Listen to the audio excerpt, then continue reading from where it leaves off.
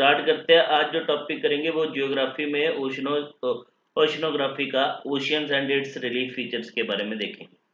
Right, तो oceanography तो हमें पता ही है कि ओशनोग्राफी क्या है, जिसमें हम डील करेंगे, ठीक है, जो आपके पास physical and biological properties and phenomena जो होता है सी का। Oceanography that means, oceanography means ये एक साइंस है। जियोग्राफी है पूरी साइंस है, तो ओशनोग्राफी भी हमारे पास एक साइंस है, जिसमें हम क्या स्टडी करने जाएंगे, मतलब जो हम स्टडी जो इसमें करेंगे वो हम करेंगे, क्यों नहीं चल रहा था,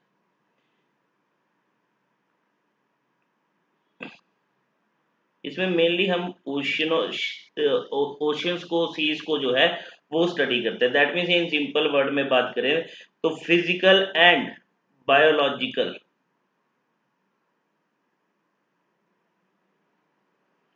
ठीक है, बायोलॉजिकल प्रॉपर्टीज और फीचर्स जो होते हैं, ठीक है, उसको हम क्या किसको स्टडी करते हैं, फीचर्स ऑफ द सी, उसको बोलते हैं ओशनोग्राफी। ठीक है, तो अब देखो यहाँ पे ना हिस्टोरिकली अगर मैं बात करूं, अब बात समझो कि इससे पहले हमने वो बात करी हुई है जब हमने टेक्टोनिक प्लेट्स थ्योरी भी की थी, ठीक है, मतलब सी फ्लोर सेपरेटिंग भी हमने किया था। देखो अगर हिस्टोरिकली बात करें तो हमारे पास सिर्फ 4 ओशियंस थे। एंशियंट हिस्ट्री में बात करें तो हिस्टोरिकली वी हैव 4 ओशियंस, हमारे पास टोटल 4 ओशियंस थे। अब वो 4 ओशियन कौन से थे आपके पास, अटलांटिक ओशियन, आपके पास अटलांटिक आ गया, पैसिफिक आ गया, अटलांटिक आ गया आपके पास, पैसिफिक आ गया, फिर आपके पास आ गया इंडियन ओशियन। इंडियन ओशियन नहीं है क्या इसमें, ठीक है, तो इंडियन ओशियन, फिर आपके पास आ गया आर्कटिक ओशियन। राइट, तो ये 4 मेजर ओशियंस थे आपके पास हिस्टोरिकली। अब बाद में अगर पूछ लिया जाए कि कौन सा न्यू ओशियंस है जो ऐड हुआ है, जिसको रिकॉग्नाइज किया गया है, वो है हमारे पास अंटार्कटिक ओशियन। ठीक है, तो हमारे पास जो है अंटार्कटिक ओशियन जो 5th ओशियन है, जो न्यू वन है, ठीक है, सबसे न्यू वन जो है, न्यूएस्ट ओशियन जो है वो आपके पास अंटार्कटिक ओशियन रहेगा। 4 हिस्टोरिकल ओशियन कौन से हैं, Atlantic, Indian, Arctic and Pacific. Newest कौन सा है, अंटार्कटिक, तो ये बात भी याद रखना। ठीक है, क्लियर बात। Yes sir. चलो अब देखो, चलो इस पे तो बाद में आते हैं, ये हम डायग्राम से समझेंगे आज वैसे पूरा। अब देखो ओशियन रिलीफ फीचर्स की बात करते हैं कि ओशियंस के फीचर्स की बात करें।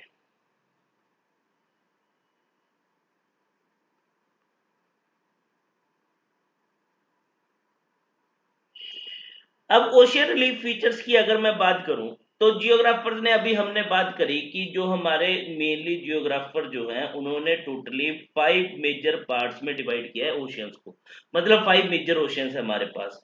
राइट, अब यहाँ पे देखो, अब इन्हीं ओशियंस के आगे फर्दर आपको फीचर्स मिलेंगे। अगर यहाँ पे सीधी सी बात करें तो हमारे पास 4 मेजर डिविजन्स मिलती हैं इन ओशियंस की। ओशियन फ्लोर की जो है आपके पास 4 मेजर डिविजन्स मिलेंगी। एक आपके पास आएगी, फर्स्ट डिवीजन जो है वो है कॉन्टिनेंटल शेल्फ। फिर आपके पास आएगी कॉन्टिनेंटल स्लोप। देखो एक कॉन्टिनेंट से जा रहा है ओशियन की तरफ, तो ये कॉन्टिनेंट पे ही होगा, शेल्फ और स्लोप। फिर आपके पास आएगा deep sea plain. Right, and last आपके पास आएगा ओशनिक डीप। ये 4 मेजर डिविजन है आपके पास इसकी ओशियंस की। ठीक है, अब ये जो डीप सी प्लेन है, इनको एक और नाम भी दिया जाता है, इनको एबिसल प्लेन के नाम से भी जाना जाता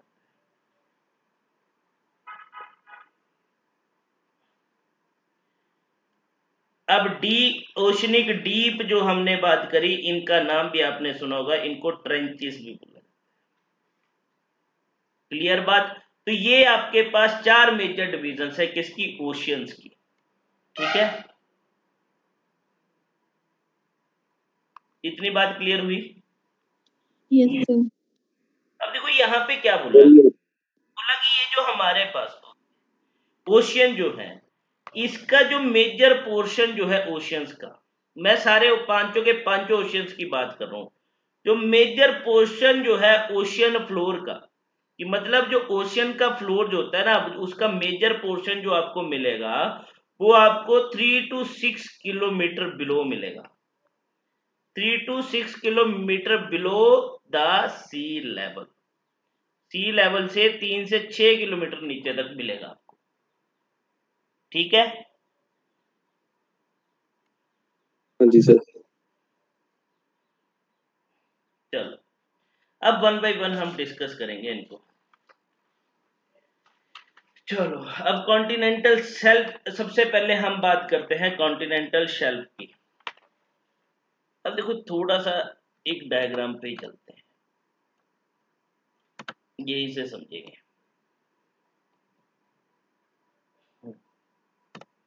ये आ ये देखो कॉन्टिनेंटल शेल्फ की बात कर रहे हैं। शेल्फ देखी होगी आपने, घरों में भी शेल्फ होती है, तो कहीं ना कहीं देखो ये जो इसके साथ वाला पोर्शन है, ये पोर्शन हमारे पास आ गया कॉन्टिनेंटल पार्ट है, ये भी कॉन्टिनेंटल पार्ट है नो डाउट, ठीक है, बट इस पे क्या आ गया, पानी आ गया, जो होता है ना, मतलब बैंक के ये जो नदियों के किनारे और ओशियंस के किनारे वाला जो रीजन होता है वहां पे पानी आता रहता है, सी लेवल राइज हो जाता है, कभी कम हो जाता है।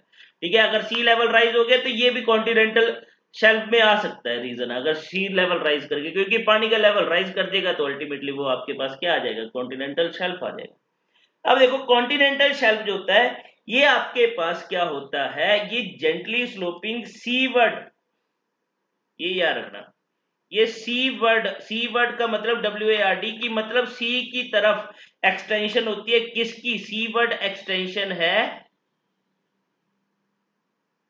ऑफ कॉन्टिनेंटल, तभी इसको बोला कॉन्टिनेंटल शेल्फ। ये क्या है, सी वर्ड एक्सटेंशन है, जेंटल एक्सटेंशन होती है, ठीक है, seaward extension of continental plate. Done, तो ये पहला पॉइंट तो ये यार, ये देखो ये आपके पास कॉन्टिनेंटल प्लेट है, कॉन्टिनेंट है जो किसकी तरफ जा रहा है, एक्सटेंड हो रही है कॉन्टिनेंटल प्लेट जो है किसकी तरफ, सी की तरफ, ठीक है, तो उसको हम बोल देंगे कॉन्टिनेंटल शेल्फ, राइट।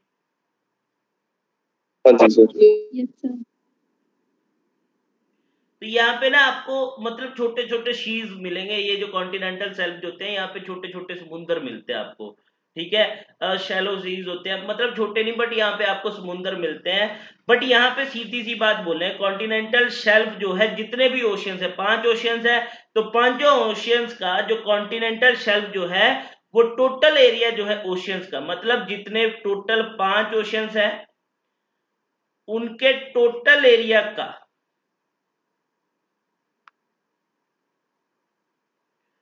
5 ओशियंस के टोटल एरिया में से अगर हम सबके कॉन्टिनेंटल शेल्फ की ही बात करें तो कॉन्टिनेंटल शेल्फ जो है वो कितना एरिया कवर करती है, वो करती है 7.5% of the total area of the ocean, ठीक है, ओशियंस के टोटल एरिया का 7.5% जो है वो कॉन्टिनेंटल शेल्फ का है, मतलब पांचों ओशियंस की बात कर रहे हैं, एक ओशियन की बात नहीं कर रहा, सारे ओशियंस को मिला के। क्लियर? Yes, हाँ जी। हाँ, अब देखो यहां पे ना बोला कि ये जो कॉन्टिनेंटल शेल्फ जो है, अब ये कॉन्टिनेंटल शेल्फ ग्रेडियंट पता है आपको क्या होता है, इसका जो ग्रेडियंट जो होगा,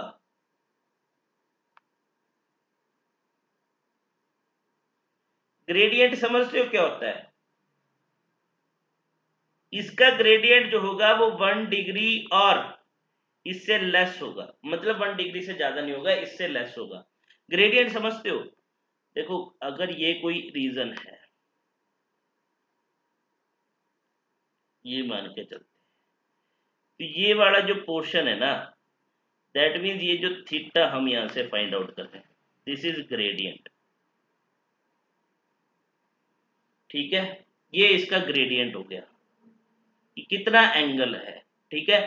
तो ये जो देखो ना, ये वाला जो कॉन्टिनेंटल स्लोप की अगर हम बात करें, कॉन्टिनेंटल शेल्फ की अगर बात करें, ये वाला पोर्शन दिख रहा है, अगर यहां से देखोगे तो ये जो थीटा होगा इसको हम ग्रेडियंट बोल देंगे, तो ये ग्रेडियंट जो होगा 1 डिग्री और इससे लेस होगा, मतलब ज्यादा हमें पता नहीं लगता, बट हाँ ग्रेडियंट जरूर होगा, राइट।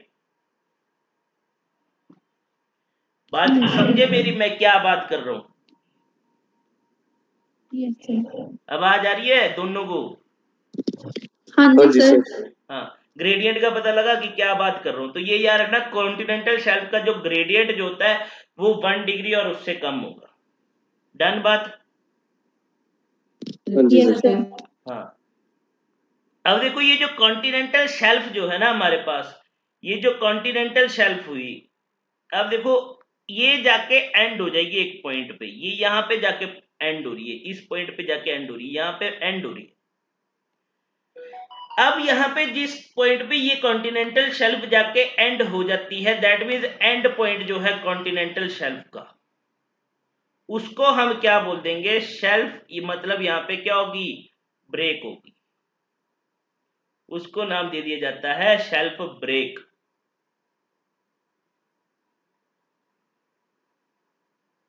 ठीक है, अब ये जो आपके पास, अब देखो ये जो कॉन्टिनेंटल शेल्फ जो होती है ना, इसमें आपको क्या मिलेगा? इसमें मेनली आपको ये जो सेडिमेंट्स मिलेंगे। कौन से सेडिमेंट? जो सेडिमेंट्स अपने साथ कौन लेके आती हैं? ये रिवर्स अपने साथ जो सेडिमेंट्स लेके आती हैं, वो आपको यहाँ पे सेडिमेंट्स देखने को मिलेंगे। क्लियर बात? जी सर। Yes, sir.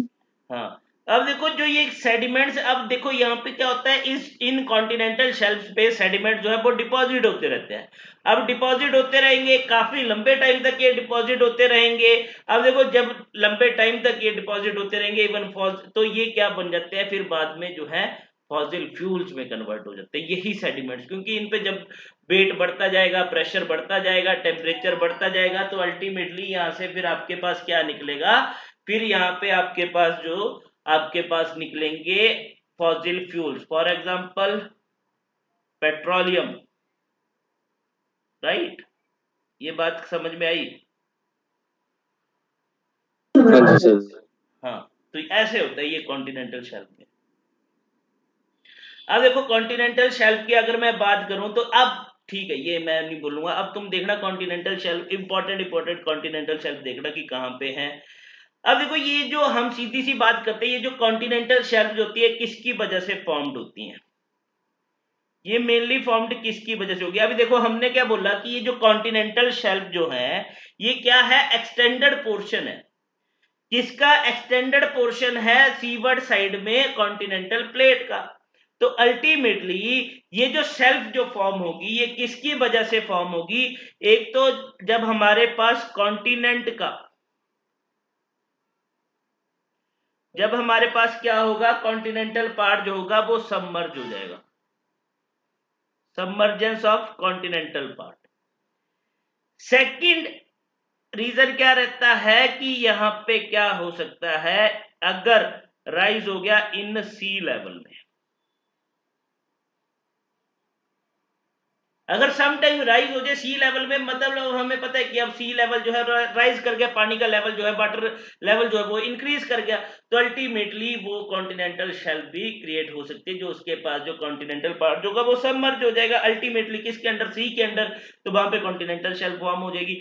अगर देखो ग्लोबल वार्मिंग बढ़ती रही, तो मैं पहले भी बोलता हूँ ये जो महाराष्ट्र वाला जो बॉम्बे एरिया, ये हमें फिर वर्ल्ड मैप में नहीं दिखेगा, ये सारा कॉन्टिनेंटल पार्ट में आ जाएगा, सॉरी ओशनिक पार्ट में आ जाएगा, ओशियन के अंदर चला जाएगा, मे बी कॉन्टिनेंटल शेल्फ बन जाए, या फिर आपके पास कॉन्टिनेंटल ब्रेक बन जाए, या फिर ये हम जिसकी बात कर रहे हैं ये कॉन्टिनेंटल स्लोप भी बन सकता है। वहां पे डिपेंड करेगा कि कौन सा रिलीफ स्ट्रक्चर है, उसके बेसिस पे आगे फर्दर उसको जो है हम करेक्टराइज करेंगे, राइट। तो सेकंड रीजन आ गया कि हमारे पास क्या हो रहा है, राइज इन सी लेवल, इसकी वजह से भी आपके पास कॉन्टिनेंटल शेल्फ फॉर्म होते हैं, या फिर सबमर्जेंस हो रही है कॉन्टिनेंटल पार्ट की, या फिर यहाँ पे थर्ड जो है, थर्ड रीजन हम यहाँ पे बात करेंगे, जो हमारे पास क्या है, सेडिमेंट्री डिपॉजिट है। जो सेडिमेंट्स डिपॉजिट किए जा रहे हैं किसके द्वारा? बाय द रिवर्स, उनकी वजह से आपके पास क्या हो रहा है, यहाँ पे कॉन्टिनेंटल शेल्फ जो है वो फॉर्म हो रही है। क्लियर? Yes, sir. हाँ जी सर। तो देखो हमारे पास ना वेरियस टाइप्स ऑफ शेल्फ्स यहाँ पे मिलती हैं। अब वेरियस टाइप्स ऑफ शेल्फ्स, अब तुम यहाँ पे देखोगे कि ये कहाँ पे है। एक आपके पास आएगी ग्लेशिएटेड शेल्फ, ग्लेशिएटेड शेल्फ। ये देखोगे कहाँ पे हमें मिलेगी, कौन से रीजन में है, किस ओशन में हमें ग्लेशिएटेड शेल्फ मिलेगी। अब यहाँ पे उसके साथ कौन सी एडजॉइनिंग कॉन्टिनेंट है या फिर सॉरी एडजॉइनिंग कंट्री है या फिर कॉन्टिनेंट है, ठीक है, उस शेल्फ के एडजॉइनिंग में। फिर आपके पास आ गया कोरल रीफ शेल्फ। थर्ड आपके पास आ गया शेल्फ ऑफ लार्ज रिवर। अब ये भी देखोगे कौन सी लार्ज रिवर की शेल्फ है यहां पे। शेल्फ विद, ये नेक्स्ट है डेंड्राइटिक वैली। डेंड्राइटिक वैली समझते हो, मतलब डेंड्राइट्स की तरह ऐसे, ठीक है, dendritic valley. Shelf along, next आ गया आपके पास यंग माउंटेन रेंजेस, ठीक है। तो ये आपको चेक करना है इनकी लोकेशंस की कहां कहां पे ये हमें देखने को मिलेंगी, राइट। क्लियर बात? Yes sir. चलो अब नेक्स्ट पार्ट जो आएगा हमारे पास ओशनिक रिलीफ फीचर का, वो आएगा आपके पास कॉन्टिनेंटल स्लोप।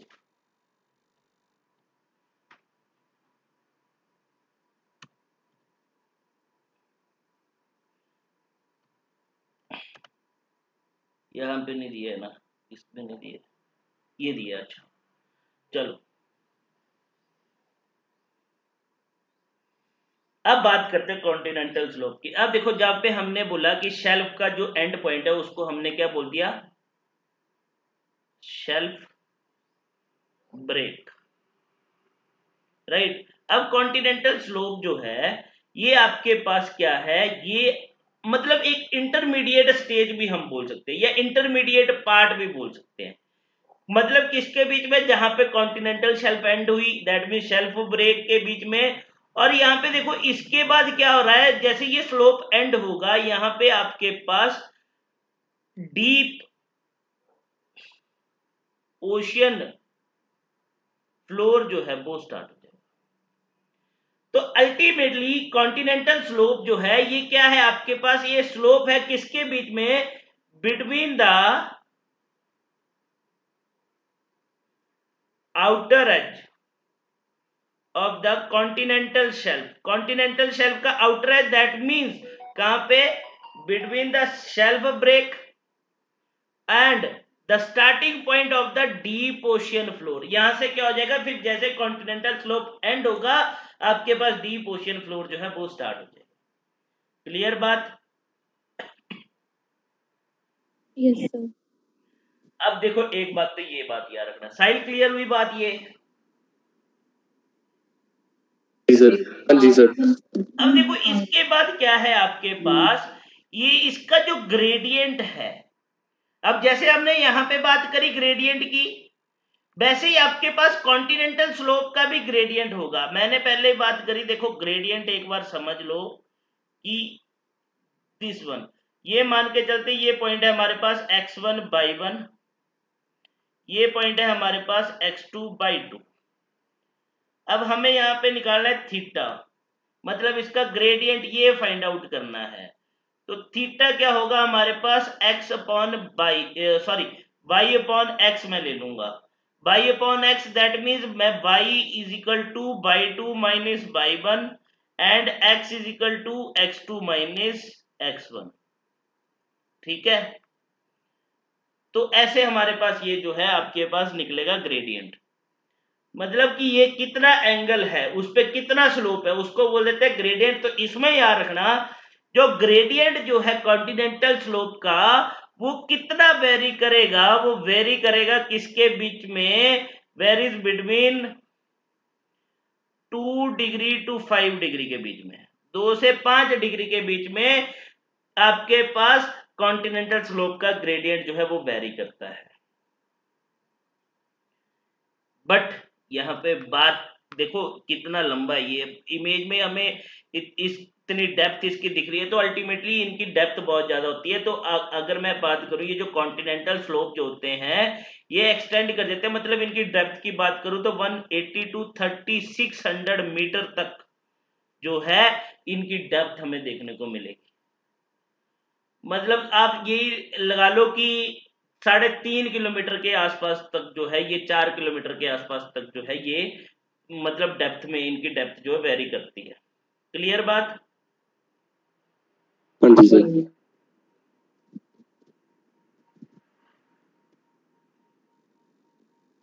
हाँ, अब देखो इसके बाद ये बात क्लियर हुई, रीमा क्लियर है Yes, बात? sir. अब देखो ये जो कॉन्टिनेंटल स्लोप जैसे ही एंड होता है, अब यहाँ पे कॉन्टिनेंटल स्लोप जो है यहाँ जैसे पे आके ना ये अपनी स्टीपनेस जो है दैट मींस ये लूज करना स्टार्ट कर देता है, स्लोप जो है वो एंड होना स्टार्ट कर देता है। तो जैसे कॉन्टिनेंटल स्लोप जो है, मतलब मैं बात कर रहा हूं कि हमने बोला कॉन्टिनेंटल स्लोप की जो ग्रेडियंट जो है वो 2 to 5 डिग्री के बीच में रीच करेगा। अब धीरे धीरे जो है ना इसकी ये ग्रेडियंट की वैल्यू जो है वो डिक्रीज होती जाएगी जब ये धीरे धीरे जो है डीप सी प्लेन की तरफ मूव करना स्टार्ट करेगा, तो इसकी ग्रेडियंट की वैल्यू जो है वो डिक्रीज होती जाएगी।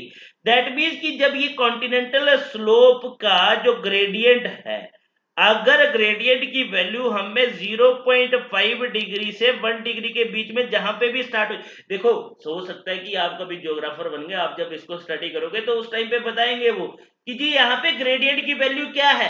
अगर आप कहीं के डीसी लगे कहीं पे भी, अगर आपको उस साइड पे होगा तो वहां पे जब स्टडी होगी तो आपके पास रिपोर्ट आएगी, उसमें लिखा होगा कि हैविंग द जो इसका जो आपके पास ग्रेडियंट ऑफ द स्लोप जो है वो लाई करता है बिटवीन 0.5, मेनली हमने वहां पे बोल दिया कि 0.7 डिग्री।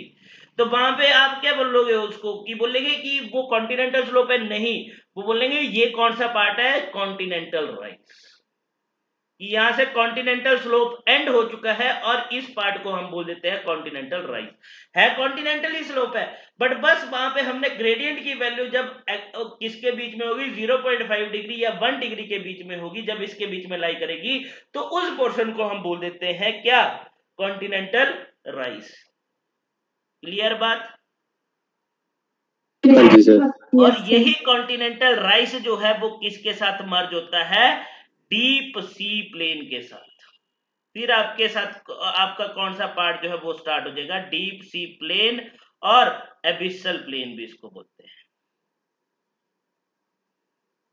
ये रहा आपके पास, और डीप सी प्लेन भी इसको बोलेंगे। क्लियर बात? हाँ जी। अब बात करते हैं डीप सी प्लेन की।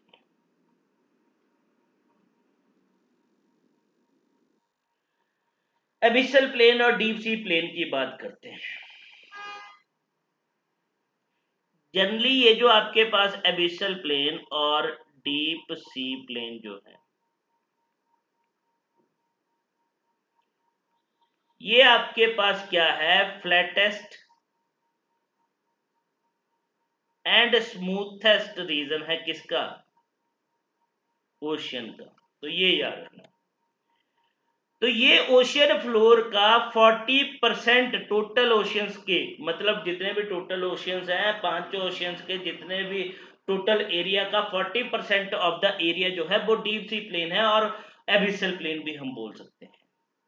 ठीक है, और इनकी डेप्थ जो है, एबिसल प्लेन की डेप्थ जो है वो कहां से कहां के बीच में लाई करेगी, 3000 से 6000 मीटर के बीच में लाई करती है, एग्जिस्ट करती है।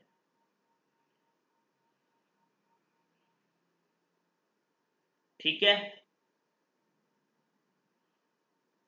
क्लियर हुई बात? Yes, sir. अब बात करते हैं ओशनिक डीप्स एंड ट्रेंचेस की। ये रहा ट्रेंच, मिड ओशनिक रिज। चलो अब देखो ट्रेंचेस और mid oceanic ridge, sorry oceanic deeps and trenches की अगर हम बात करें, देखो ये भी ट्रेंच ही है, मिड सॉरी ओशनिक रिज की बात कर रहे हैं ना, ओशनिक डीप्स की। अब देखो यहाँ पे क्या हुआ है, जो आपके पास ये ओशनिक रिज था और वी कैन से जो हमारे पास डीप सी प्लेन था, इसके बीच में क्या हो गया, एक डिप्रेशन अक्कड़ हो गया, मतलब एक बड़ी सी दरार आ गई। और ये दरार ऐसी नहीं है कि 100 मीटर 200 मीटर गड्ढा पड़ गया, ये गड्ढा है कम से कम 10 किलोमीटर 11 किलोमीटर 12 किलोमीटर 15 किलोमीटर भी हो सकता है, 20 किलोमीटर भी हो सकता है। ठीक है, ऐसा छोटा मोटा गड्ढा नहीं है कि छोटा मोटा गड्ढा है जिसको हम ऐसे कवर कर लेंगे, नहीं। ठीक है, तो ये जो यहाँ पे क्या होता है, ये आपके पास नैरो बेसिन्स होती है, ट्रेंचेस याद रखना स्टीप साइडेड होंगी, देखो स्टीप साइडेड है इसकी, हैविंग स्टीप साइडेड, एंड बहुत ही पतला बेसिन होता है, नैरो बेसिन, जिसको हम क्या बोलते हैं, डिप्रेशन। तो अगर पूछ लिया जाए which is the deepest part of the ocean, तो हमारे पास ट्रेंचेस क्या होते हैं, these are the deepest, trench is deepest part of the ocean, ये डीपेस्ट पार्ट है ओशियन का। ठीक है, Yes, sir. अब हाँ जी देखो, सर। अब ये ट्रेंचेस अक्कर कैसे होते हैं, फॉर्म कैसे होते हैं, ये जो फॉर्म होते हैं because of the tectonic origin है। तो याद रखना ट्रेंचेस जो है are tectonic origin. Tectonic origin कैसे, या तो देखो जो हमने टेक्टोनिक प्लेट थ्योरी करी थी जिसमें हमने बोला था या तो क्या होगा कॉन्टिनेंटल प्लेट या फिर ओशनिक प्लेट मर्ज होगी, या फिर ओशनिक ओशनिक होगी, या फिर कॉन्टिनेंटल कॉन्टिनेंटल होगी। तो यहाँ पे क्या है, टेक्टोनिक ओरिजिन है, ये फॉर्म होती है बिकॉज ऑफ द कन्वर्जेंस। यहाँ पे क्या होगा, टेक्टोनिक प्लेट्स की कन्वर्जेंस होगी, या तो देखो कौन सी होगी, ओशनिक ओशनिक प्लेट की कन्वर्जेंस होगी, या फिर ओशनिक और टेक्टोनिक प्लेट्स की कन्वर्जेंस होगी, जिसकी वजह से टेक्टोनिक ये आपके पास ट्रेंचेस फॉर्म होती है। टेक्टोनिक टेक्टोनिक प्लेट्स की कन्वर्जेंस की वजह से नहीं होगा, ये याद रखना। या तो ओशनिक कॉन्टिनेंटल प्लेट की कन्वर्जेंस होगी, है ना, या फिर ओशनिक ओशनिक की कन्वर्जेंस होगी। कॉन्टिनेंटल कॉन्टिनेंटल का नहीं होगा, अगर कॉन्टिनेंटल कॉन्टिनेंटल है फिर तो कॉन्टिनेंट्स की बात कर रहे हैं ना, क्योंकि हम यहाँ पे बात कर रहे हैं ओशन की। तो ओशियन में या तो ओशनिक ओशनिक होगा या फिर ओशनिक कॉन्टिनेंटल होगा। क्लियर? Yes, sir. हाँ जी सर। एक ट्रेंच का एग्जांपल दे देता हूं जिसके बारे में सभी सुनते हैं कि बोला जाता है डीपेस्ट ट्रेंच है मारियाना ट्रेंच। और भी ट्रेंचेस की तुम देखोगे कि इंडियन ओशन में कौन सी ऐसी ट्रेंच है। अब ये जो मारियाना ट्रेंच जो है हमारे पास, ये जो मारियाना ट्रेंच जो है ये ग्वाम आइलैंड में है, ठीक है, नियर है ग्वाम आइलैंड। कौन से ओशियन में है ये, पैसिफिक ओशियन में। अब तुम देखना कि किस किस ओशियंस में आपको ट्रेंचेस मिलती है, ये इंडियन ओशियन में देखना कि कौन सी सबसे बड़ी ट्रेंच है। मारियाना ट्रेंच जो है सबसे बड़ी ट्रेंच है, इसकी जो डेप्थ जो कंसीडर की जाती है मोर देन, मतलब 11 किलोमीटर तो हमने मेजर कर लिया, इससे भी ज्यादा है, मोर देन 11 किलोमीटर इसकी मतलब डेप्थ है। क्लियर बात? Yes, हाँ जी sir. सर। अब इनकी अगर मैं बात करूं ना, ट्रेंचेस में आपको जो है वॉल्केनोज भी देखने को मिलते हैं, एसोसिएट किया जाता है इनको विद वॉल्केनोज के साथ। यहाँ पे एक्टिव वॉल्केनोज होते हैं एंड अर्थक्वेक भी यहाँ पे आते हैं, स्ट्रॉन्ग अर्थक्वेक्स इस रीजन में हमें देखने को मिलते हैं।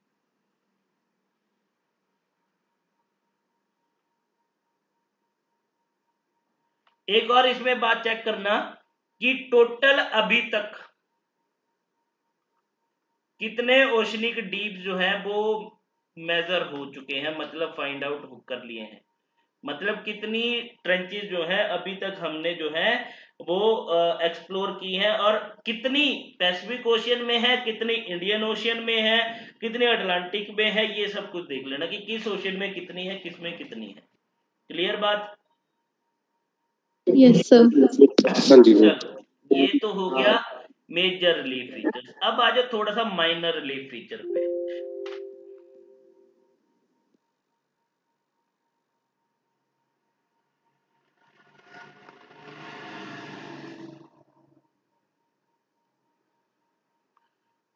अब आ जाओ माइनर। अब कुछ बात करते हैं माइनर ओशियन रिलीफ फीचर्स की। अब देखो माइनर ओशियन रिलीफ फीचर में मैं बात करूं तो हमें ना बहुत से रिलीफ फीचर मिलते हैं, बट हमें सभी याद नहीं रखने, हमें कुछ कुछ याद रखने हैं। अब माइनर ओशियन रिलीफ फीचर की बात करते हैं, जिसमें हमारे पास आ गए ridges, hills, seamounts, guyots, trenches, canyons, fracture zone. ठीक है, ये बहुत सारे हैं, बट इसमें मेन अटॉल हो गया, कोरल रीफ्स। ठीक है, ये कुछ। तो अब देखेंगे मेन मेन मैं आप लोगों को बता दूंगा, बाकी नोट्स में मिल जाएगा। ठीक है, जो मेन मेन है वही हम करेंगे, ज्यादा नहीं हमें पढ़ने की जरूरत।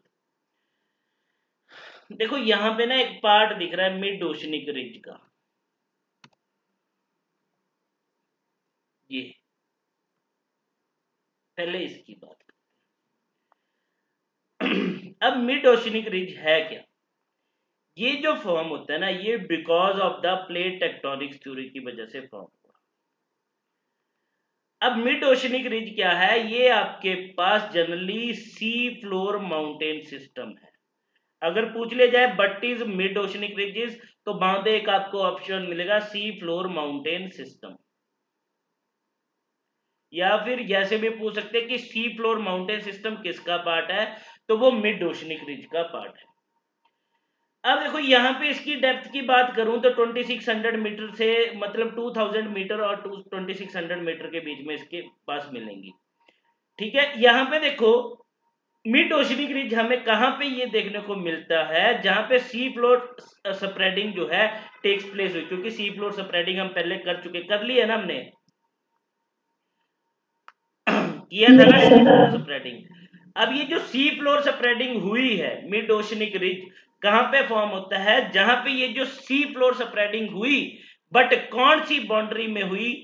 डाइवर्जेंट प्लेट बाउंड्री में हुई। ये सब कुछ हम कर चुके हैं, अगर नहीं है तो फिर से देख लेना या फिर नोट्स पढ़ लेना।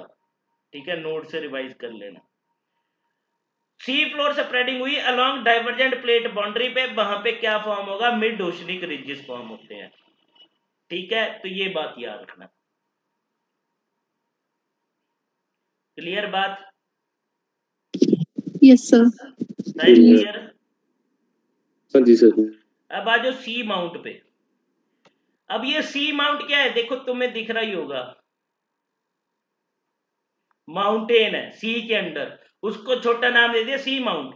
ठीक है, तो ये देखो अब इसमें याद रखना सी माउंट क्या है? ये आपके पास एक माउंटेन है, किसके अंडर? Under water. अब अंडर वाटर, अब ये किसकी वजह से फॉर्म हुआ? जनरली इनकी फॉर्मेशन हमें याद रखनी है, फॉर्म्ड हुआ because of the volcanic activity, formed by volcanic activity की वजह से ये फॉर्म हुआ। राइट, तो ये याद रखना है इसमें। अगर इनकी हाइट की बात करूं तो ये जो आपको इनकी हाइट जो मिलेगी 3000 से 4500 मीटर तक जो है इनका एल्टीट्यूड आपको देखने को मिलेगा। ठीक है, तो अब आप सी माउंट के भी एग्जांपल, अब ये आप लोगों का काम है चेक करोगे सी माउंट के एग्जांपल की कौन कौन से सी माउंट है, ये अपने नोट्स में ऐड ऑन कर लेना, कहां पे है कहां पे नहीं है।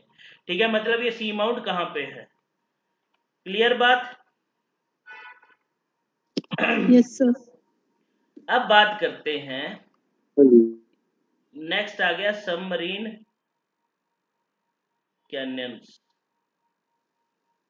इसकी डायग्राम भी हो, तो इसके बीच में ये तुम्हें गैप सा दिख रहा है, ये जो टूटा हुआ पार्ट दिख रहा है कुछ, ये वाला पार्ट दिख रहा है? चलो यहाँ पे भी नहीं तो इसमें है क्या, तो मैंने अलग से रखा। हाँ, ये देखो ये वाला पार्ट दिख रहा है क्या? मतलब ना कि सीधी सी बात याद रखना कि क्या था, ये एक एरिया था वहां पे दरार आ गई, एक सड़क थी, ऐसे समझ लो कि रोड थी, उसमें एक दरार आ गई और वहां पे एक नाली बन गई अपने आप ही। ठीक है, कि सी के अंडर, ओशियन के अंडर एक नाली सी बन गई। ठीक है, उसको हम क्या बोल देते हैं, सबमरीन कैनियन बोल देते हैं।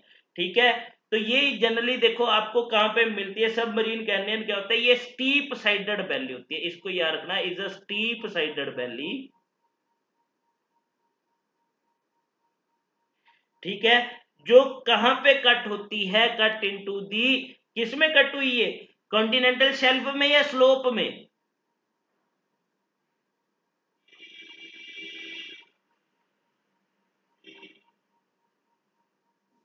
है। देखो मेनली ये जो आपके पास ये जो आपको मिलेगी ना सबमरीन कैनियन, ये आपको कॉन्टिनेंटल स्लोप में मिलेगी, बट सम टाइम ये एक्सटेंड कर देते हैं कॉन्टिनेंटल शेल्फ में भी। ठीक है, एक नाली बढ़गी बड़ी सी, ये बात याद रख लेना बस, फिर ऐसे तो मैं याद रहेगा। देखो जैसे यहाँ पे मेनली ये है आपके पास क्या, सबमरीन कैनियन, अब ये कॉन्टिनेंटल शेल्फ में भी एक्सटेंड होगी, ये कॉन्टिनेंटल स्लोप में भी है, जैसे यहाँ पे हमें देखने को मिलती है। समझ गए बात? Yes, ठीक है, sir. तो इसका एक एग्जांपल है हडसन कैनियन, ये देखना कि कहां पे है हडसन कैनियन। क्लियर बात? Yes, sir. साइन क्लियर हुआ? हाँ जी सर। अब नेक्स्ट हमारे पास आ गया ग्योत्स।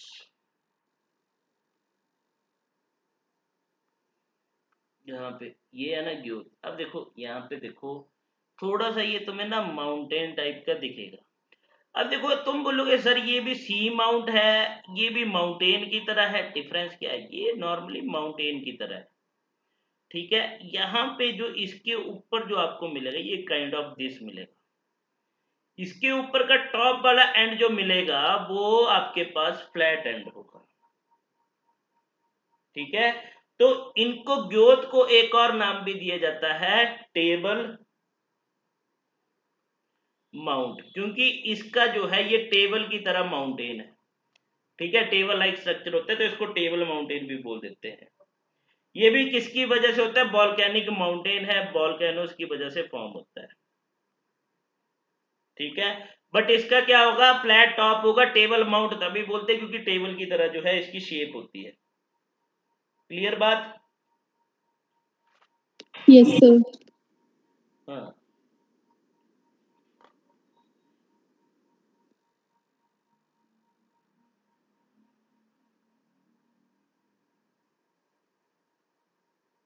हाँ, चलो अब इसके बाद आ गया आपके पास अटोल। अटोल सुना है क्या? ये रहा अटोल।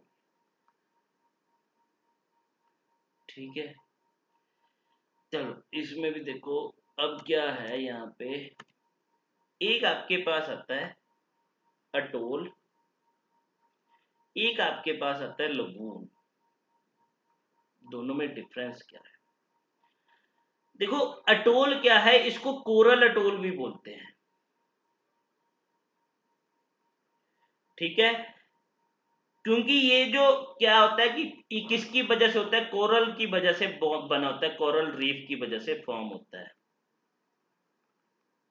ठीक है, कोरल रीफ की वजह से फॉर्म होता है। अब इस ये क्या काम करता है, ये अटोल क्या करेगा, ये एनसर्कल कर देगा। एनसर्कल मतलब कि जो आपके पास लगून है उसको जो है सर्कल करेगा, उसको जो है मतलब उसके लिए एक बाउंड्री फॉर्म कर देगा, उसकी बाउंड्री फॉर्म कर देगा। ठीक है, अब ये जो कोरल जो होंगे, अटोल जो होंगे, ये हमें कहां पे मिलेंगे, वार्म ट्रॉपिकल और सब ट्रॉपिकल ओशियंस में मिलेंगे। तो ये याद रखना, ये अटोल जो है हमें कहां पे मिलेंगे, वार्म ट्रॉपिकल और सब ट्रॉपिकल ओशियंस में हमें देखने को मिलते हैं। देखो ये किसको अटोल क्या करेंगे, ये कोरल अटोल भी बोलते हैं क्योंकि कोरल रीफ से बनते हैं। ये क्या करते हैं, एनसर्कल करते हैं, किसको घेर लेते हैं, मतलब किसको, लंगून को। अब बात करते हैं कि लंगून क्या है। अब ये लंगून जो है ये आपके पास एक बॉडी ऑफ वाटर ही है, ये भी वाटर की बॉडी है, बट डिफरेंस क्या है, ये एक बॉडी ऑफ वाटर है जो क्या करती है, जिसको बॉडी ऑफ वाटर जिसको सेपरेट किया गया है from larger body of water, ठीक है। दैट मीन्स एक स्मॉल बॉडी ऑफ वाटर है जो सेपरेटेड है किससे, अदर बॉडी ऑफ वाटर से, मतलब पूरे ओशियन से या सी से जो है। ये रीजन अलग ही हो गया, किसकी वजह से, इस अटोल की वजह से, क्योंकि इसने अटोल ने क्या किया, जो एक ओरिजिनल बॉडी ऑफ वाटर जो था, इसने एक बैरियर बना दिया अटोल ने, और ये रीजन अलग हो गया। लगून जो है वो रीजन अलग हो गया, मेन बॉडी ऑफ वाटर से अलग हो गया। कौन सा, लगून वाला पार्ट, किसकी वजह से, क्योंकि अटोल क्या कर रहा है, एज अ बैरियर काम कर रहा है, जैसे बैरियर लगा दिया उसने, ठीक है। बात समझ रहे हो मेरी? Yes, sir. हाँ जी सर। इसमें नहीं होगी वो डायग्राम, तुम्हें मैं नोट्स भेजूंगा उसमें हो जाएगी, या खुद गूगल करना कि अटोल क्या होता है। ये करना, लगून करना, ठीक है। लगून जब तुम्हें दिखेगा ऐसे एक बॉडी ऑफ वाटर दिखेगी, मतलब ये बॉडी ऑफ वाटर है, इसके साइड में एक बैरियर, मतलब यहाँ पे एक लैंड होगी, घास जैसी जमी होगी कुछ, ठीक है, ग्रो की होगी घास जैसी, ठीक है। तो और यहाँ पे भी आपको क्या मिलेगा, वाटर का सोर्स मिलेगा, मेन वाटर बॉडी जो होगी वो होगी, इससे सेपरेट होगी ये, तो उसको हमने बोल दिया लगून। लगून जिसको जो है, मतलब उसकी जो बाउंड्री जो फॉर्म कर रहा है वो कौन कर रहा है, अटोल फॉर्म कर रहा है, एज अ बैरियर काम कर रहा है अटोल, ठीक है। तो ये बात याद रखना, क्लियर बात। इसके Yes, बाद sir. हाँ जी। एक टर्म आती है estuary and delta, I think आपने सुना होगा। एक टर्म आ गई आपके पास एस्चुरी, एक टर्म आपकी आपके पास डेल्टा। देखो एस्चुरी क्या होता है आपके पास, ये भी आपके पास एक वाटर बॉडी होती है, ठीक है। अब ये वाटर बॉडी कैसे फॉर्म होगी, जब यहां पे फ्रेश वाटर जो है, ये बात याद रखना, ये मतलब जो किनारा होता है ना, वहां पे ये वाटर बॉडी फॉर्म होती है एस्चुरी। जब फ्रेश वाटर जो है रिवर का,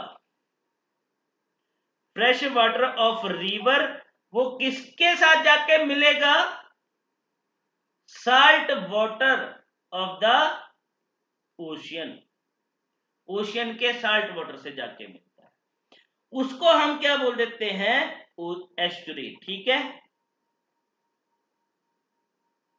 Yes, sir. वहीं पे डेल्टा, हाँ जी। डेल्टा क्या होता है, डेल्टा आपके पास एक लैंड फॉर्म होता है। लैंड फॉर्म जो किसकी वजह से क्रिएट हुआ, बिकॉज ऑफ द जो सेडिमेंट्स डिपॉजिट किए गए बाय द रिवर।